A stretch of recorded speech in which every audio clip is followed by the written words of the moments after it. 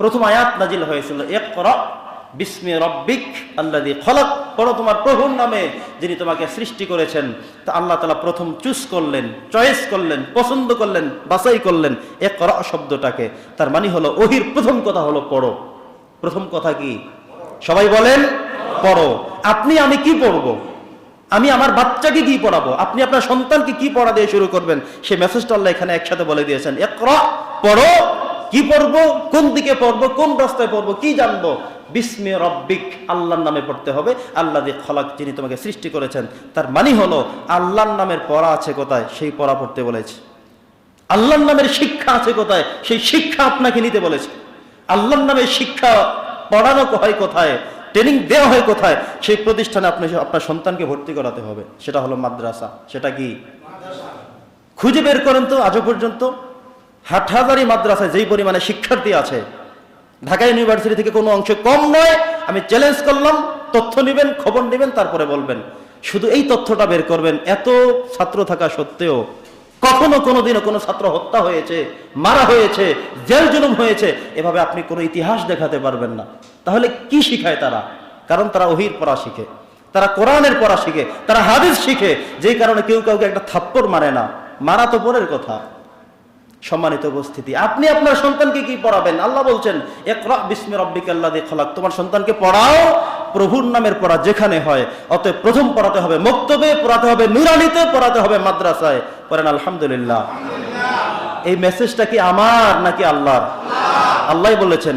কোরআন খুলে সূরাতুল আলাক, কোরআনের 102 নম্বর আয়াত সম্ভবত খুলে দেখবেন, সেখানে এই তথ্য আমার আল্লাহ তাআলা দিয়ে দিয়েছেন।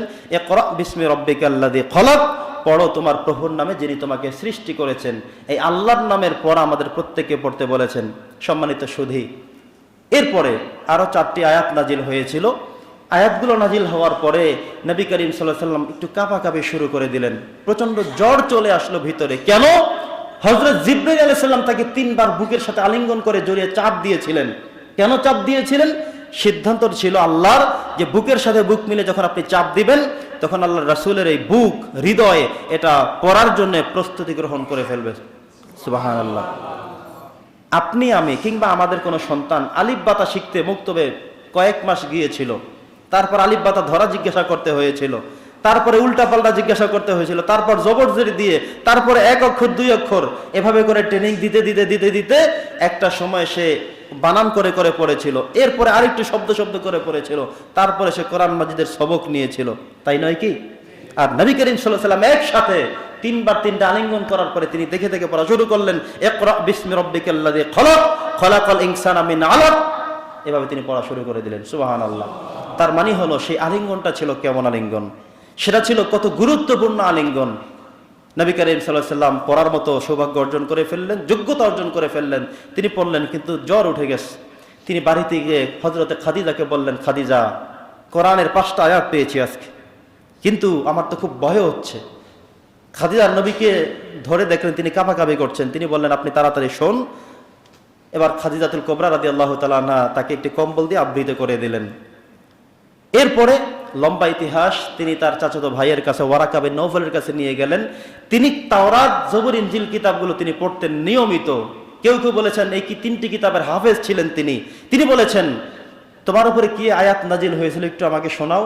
তিনি শোনালেন। শোনানোর পরে তিনি বললেন, নিঃসন্দেহে তুমি একজন মহান মানব, তুমি মহানবী, তুমি শেষ নবী। তোমার নামের কথা আমি তাওরাতে পেয়েছি, জবুরে পেয়েছি, একত্রে ইনজিলের মধ্যেও পেয়েছি। সুবহানাল্লাহ। তিনি তখন বলেছেন, আল্লাহ তাআলা যেই নবীর ব্যাপারে সুসংবাদ দিয়েছেন তুমি সেই লোক। খাদিজা রাদিয়াল্লাহু খুশি হয়ে গেলেন।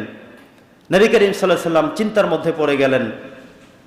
ওয়ারাকা বিন নওফল বলে দিলেন আরো কিছু কথা, যে তোমার অঞ্চলের মানুষরাই তোমার সর্বপ্রথম বিরোধিতা করবে, তোমার বিরুদ্ধাচরণ করবে, তোমার আপন চাচারা তোমার বিরুদ্ধে চলে যাবে, তোমার সমাজের মানুষেরা যারা তোমাকে এতদিন সম্মান করত, শ্রদ্ধা করত, শেল্ডার জানাতো, আল আমিন উপাধি দিয়েছিল, আজকে থেকে দেখবে তারা সবাই মিলে তোমার বিপক্ষে লেগে যাবে। কারণ তুমি এখন থেকে কোরআনের কথা বলতে হবে। আমি তাওরাত থেকে, জবুর থেকে, ইনজিল থেকে এই কথাগুলোই পেয়েছি। ওয়ারাকা বিন নওফল আরো বলেছেন, যদি আমি তোমার সেই সময় পর্যন্ত বেঁচে থাকতাম তাহলে আমি তোমার সঙ্গী হতাম, সাথী হতাম, তোমার সাথে প্রতিবাদী হতাম, কিন্তু এত হায়াত আমার নেই, আমি খুব শীঘ্রই হয়তো মারা যাব। ঠিক সেটাই হয়ে গেল। সম্মানিত উপস্থিতি, নবী করিম সাল্লাল্লাহু আলাইহি সাল্লাম কষ্টের মধ্যে, টেনশনের মধ্যে ছিলেন। কিছুদিন পর নবীজি এখনো টেনশনের মধ্যেই আছেন, এখনো পরিপূর্ণ কেটে ওঠেননি, এখনো তিনি বিশ্রাম করছেন, ঘুমাচ্ছেন। কি হচ্ছে? চিন্তা সারাদিন। আল্লাহ তাআলা আবার আয়াত নাযিল করলেন, ইয়া আইয়ুহাল মুদ্দাসসির কুম ফাআনজির ওয়া রাব্বাকা ফাকাব্বির। আপনি কেন শুয়ে আছেন? ওঠেন তাড়াতাড়ি, আজকে থেকে দাওয়াতি মিশন শুরু করে দেন, এখন থেকে ওপেনলি দাওয়াত দেওয়া শুরু করে দেন। কোথায় আবু বকর, ওমর, ওসমান, আলী কোথায় আছে? আপনি কাদেরকে নিয়ে কাজ করবেন তাদেরকে খুঁজুন, মানুষদের কাছে দাওয়াত পৌঁছে দিন। এখন আর বসে থেকে কাজ করার সুযোগ নেই। সম্মানিত উপস্থিতি, বাংলাদেশেও তো ঠিক একই অবস্থা। এতদিন পর্যন্ত দাওয়াতি কাজ করার কোনো সুযোগ ছিল না, আল্লাহ তাআলা সুযোগ করে দিয়েছেন। এখন কি আর ঘুমিয়ে থাকা যাবে? সম্মানিত দিনী ভাইয়েরা, এখন কি আর বসে থাকা যাবে? এখন প্রকাশ্যে কাজ করতে হবে। ইসলামের দাওয়াত, দ্বীনের দাওয়াত, কালেমার দাওয়াত। বলছি আল্লাহুম্মা আমিন। তো আল্লাহ তাআলা বলেন, হে রাসূল, এখন আর ঘুমাবেন না, ঘুমের সময় এখন আর নেই, এখন উঠে যান, দাওয়াতের ময়দানে চলে যান, দাওয়াত দেওয়া শুরু করেন। নবীজি দাওয়াত দেওয়া শুরু করে দিল। একের পর এক দাওয়াত দিচ্ছেন, যেখানেই দাওয়াত দেন সেখানে উল্টো চলে আসছে। কেউ গালিগালাজ, কেউ অকথ্য ভাষায় কথাবার্তা, কেউ গ্রাম থেকে বের করে দিবে, কেউ তাড়িয়ে দিবে, কেউ মেরে ফেলবে, হুমকি ধামকি শুরু হয়ে গেল। হুমকি ধামকি কি আমাদের নাই? আছে, আছে। আপনি মনে করেছেন সব হুজুরেরা একসাথে মিলে যাবে, বাংলাদেশটা সব ইসলাম হয়ে যাবে? অত সোজা না। একটু লক্ষ্য করেন, দেখবেন, বুঝবেন, সময় যাচ্ছে। এতদিন যাদেরকে দেখতেন বন্ধু আর বন্ধু, এই বন্ধুরা বন্ধুরে আবার দেখবেন দূরত্ব তৈরি হয়ে যাচ্ছে। নবী করিম সাল্লাল্লাহু আলাইহি সাল্লাম খুব আবেগ আপ্লুত হয়ে মনে করেছেন এখন মনে হয় সবাই আমার কথা শুনবে।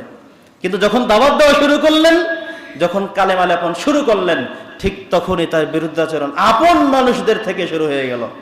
যেই চাচা এতদিন তাকে শেল্টার দিয়ে রেখেছে, মোহাম্মদের যদি একটি পশমের গায়ে কেউ হাত দেয়, তাকে এই মক্কার জমিনে থাকতে দেওয়া হবে না, হবে না, হবে না, সেই ব্যক্তিও এখন নীরব হয়ে গিয়েছে। কিছুদিন পর তিনি নিজেও তার বিরুদ্ধে লেগে গিয়েছে। ইন্না লিল্লাহি ওয়া ইন্না ইলাইহি রাজিউন। সম্মানিত উপস্থিতি, নবী করিম সাল্লাল্লাহু আলাইহি সাল্লামের দাওয়াত পেয়ে সর্বপ্রথম যে মহিলা ইসলাম ধর্ম গ্রহণ করলেন তিনি আর কেউ না, তিনি নবীর স্ত্রী হযরতে খাদিজাতুল কুবরা আত-তাহেরা রাদিয়াল্লাহু তাআলা আনহা। পড়ি আলহামদুলিল্লাহ। কারণ কি? আমরা যে সমস্ত মহিলাদের স্বামী, স্ত্রীর কাছে বড় কথা দেখবেন কখনো বলা যায় না, কারণ স্ত্রীর কাছে আমরা হইলাম সবচেয়ে হেয় প্রতিপন্ন মানুষ। যদি নিজেকে আদর্শ মহাপুরুষ হিসেবে তাদের কাছে উপস্থাপন করতে না পারি, স্ত্রী জানে যে আমার স্বামীরা নামাজ ঠিক মতো পড়ে না, ওরে ঠেললেও বিছানা থেকে নামে না, আমার স্বামী চুরি করে এনে আমাকে খাওয়ায়, আমার স্বামী দুর্নীতি করে এনে আমার কাছে গল্প করে, আমার স্বামী সবচেয়ে খারাপ একটা স্বামী। আপনার পক্ষে থাকে ঠিক, কিন্তু উচিত কথা বলার সময় সে কিন্তু আপনাকে ছাড়ে না। অথচ নবী করিম সাল্লাল্লাহু আলাইহি ওয়াসাল্লামের জীবনীটা ছিল কেমন? সবার প্রথমে যিনি যখন ওহী পেয়ে খাদিজার কাছে ফিরে গেলেন, খাদিজা রাদিয়াল্লাহু তাআলা আনহা বললেন, আপনি কখনো কোনো মানুষের ক্ষতি করেননি, কোনো মানুষকে কষ্ট দেননি, কারো বাড়িতে আগুন জ্বালাননি, অতএব আপনাকে আল্লাহ তাআলা কষ্ট দিতে পারেন না, আপনাকে আল্লাহ তাআলা মাহরুম করতে পারেন না। নিঃসন্দেহে কোনো শুভ সংবাদ আল্লাহ তাআলা আপনাকে দিয়েছেন। চলেন আপনাকে নিয়ে ওয়ারাকা বিন নওফলের কাছে চলে যাই, কারণ তিনি তাওরাত, জবর, ইনজিল তিনটা কিতাবের হাফেজ, আলেম, তিনি ব্যাখ্যা দিয়ে দিবেন। ঠিক তিনি ব্যাখ্যা দিলেন। খাদিজা সবার প্রথমে স্বীকার করলেন, আমি সবার প্রথমে আপনার উপরে কালেমা পড়ে ঈমান আনয়ন করে ফেললাম, লা ইলাহা ইল্লাল্লাহু মুহাম্মাদুর রাসূলুল্লাহ।